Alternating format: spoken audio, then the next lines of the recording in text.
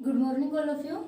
आज का हमारा टॉपिक है ब्लूम टैक्सोनॉमी, ब्लूम का वर्गीकरण। यह जो टॉपिक है बहुत बहुत इंपॉर्टेंट हो जाता है किसके लिए, एसटेट, सीटेट, अभी नेट के जो नया सिलेबस है उसमें भी इसको जोड़ दिया गया, और जो बीएड के स्टूडेंट हैं उनमें भी यह बहुत ही इंपॉर्टेंट है। इससे क्वेश्चन पूछा जाता है कि ब्लूम का वर्गीकरण क्या है। ब्लूम का वर्गीकरण, ब्लूम ने किस चीज का वर्गीकरण किया था?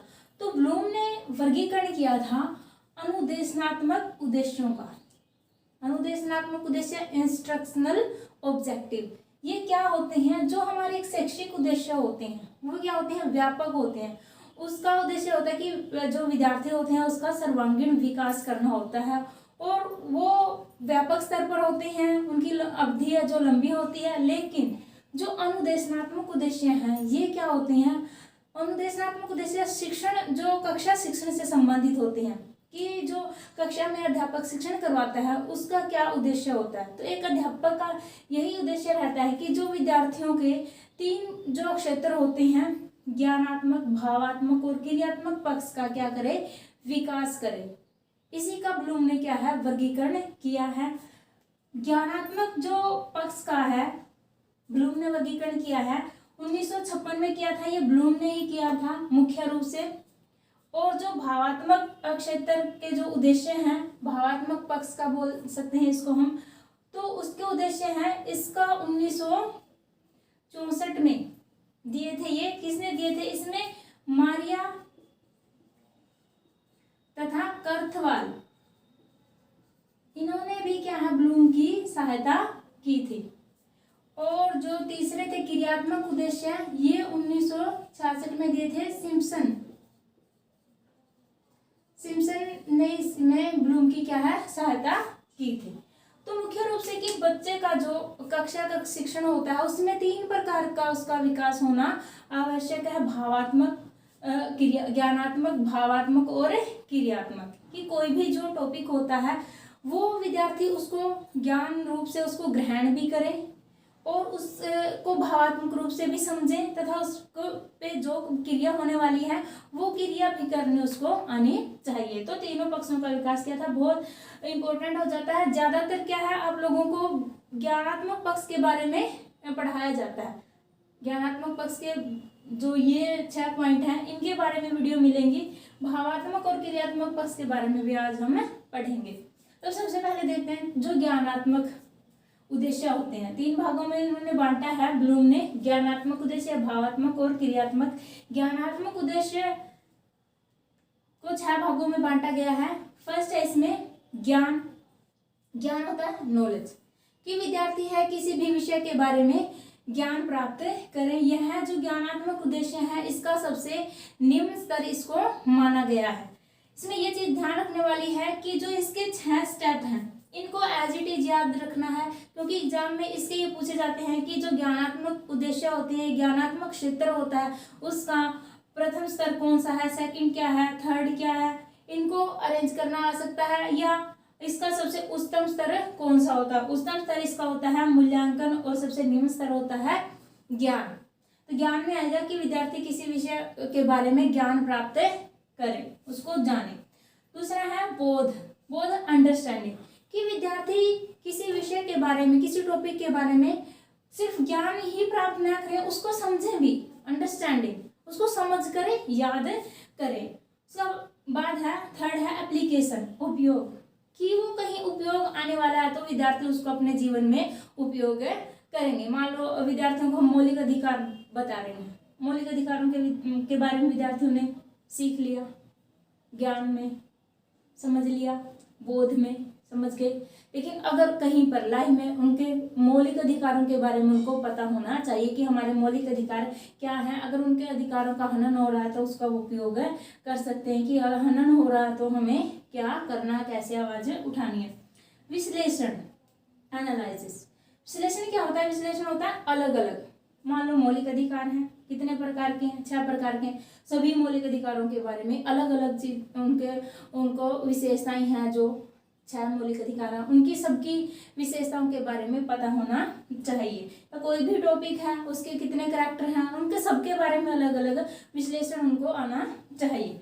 उसके बाद है संश्लेषण। संश्लेषण होता है विश्लेषण होता है अलग अलग और संश्लेषण होता है इकट्ठा करना। तो इसमें क्या होना कि इकट्ठा कर सकें, संश्लेषण कर सकें, मतलब निष्कर्ष रूप में किसी भी विषय के बारे में वो उसका कंक्लूजन निकालकर अपने शब्दों में उसको व्यक्त कर सके। उसके बाद है सबसे इम्पोर्टेंट होता है इवेल्युएशन, मूल्यांकन, कि विद्यार्थी जो उन्होंने सीखा है उसका मूल्यांकन कर सके वो, कि उन्होंने कितना ग्रहण किया है मात्रात्मक तथा गुणात्मक रूप में। ये सबसे इम्पोर्टेंट होता है और सबसे उच्चतम स्तर माना जाता है ये। तो ये थे ज्ञानात्मक उद्देश्य।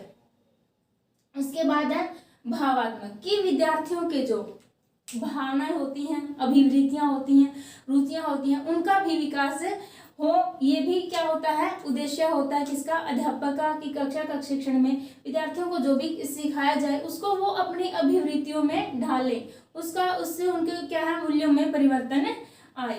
भावात्मक उद्देश्य में क्या आएगा, सबसे पहले आग्रहण, रिसीविंग, कि विद्यार्थी जो भी अध्यापक के द्वारा सिखाया जाए उसको ग्रहण करें।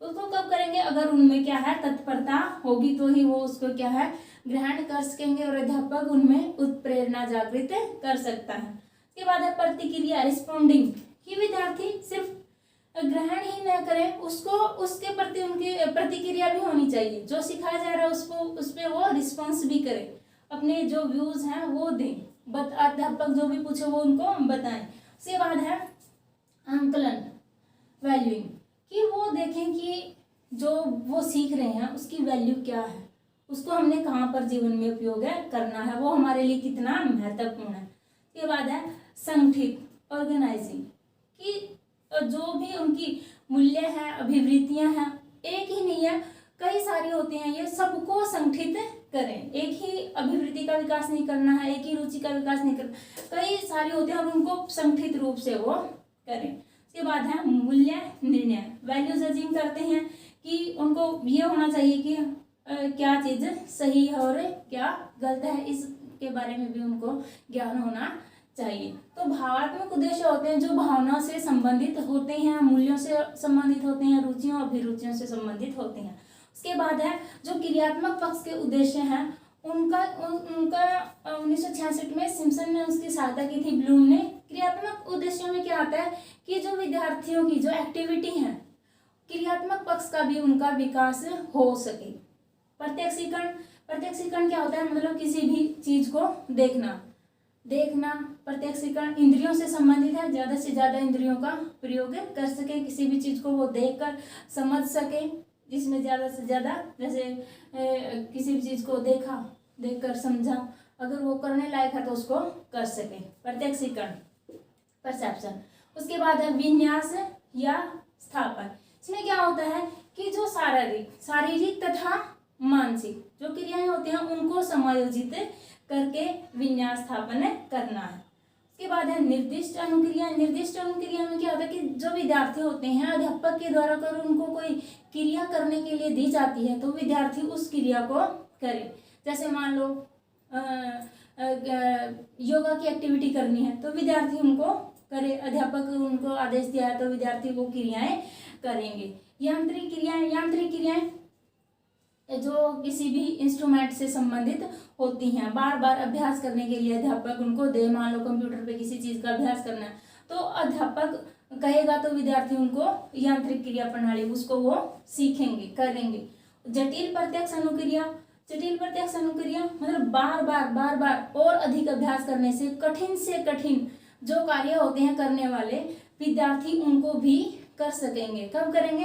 यदि वो बार बार क्या है अभ्यास करेंगे तो कोई भी जो जटिल से जटिल भी क्रिया होगी उसको भी विद्यार्थी क्या है कर सकेंगे। कहने का मतलब है जो तीनों पक्ष हैं, ज्ञानात्मक पक्ष में आएगा, ये बच्चों के मानसिक स्तर से संबंधित होता है कि उसमें वो ज्ञान प्राप्त कर रहे हैं या नहीं, किस प्रकार से वो उसको समझ रहे हैं। भावात्मक पक्ष में आएगा कि वो उसको किस प्रकार से अपनी जो भावनाएं हैं, मूल्य हैं, अभिवृत्तियां हैं उसको संजो रहे हैं, उसमें संजो रहे हैं। और क्रियात्मक पक्ष में आएगा जो उनकी एक्टिविटी है, क्रियात्मकता का विकास हो रहा है या नहीं। क्योंकि ये तीनों ही पक्ष बहुत इम्पोर्टेंट है। केवल हम शिक्षण में विद्यार्थियों के एक पक्ष का विकास नहीं कर सकते, तीनों पक्षों का विकास जरूरी है। आशा आपको वीडियो पसंद आया होगा। अगर वीडियो पसंद आए तो प्लीज़ वीडियो को लाइक करें, शेयर करें तथा चैनल को सब्सक्राइब करें। धन्यवाद।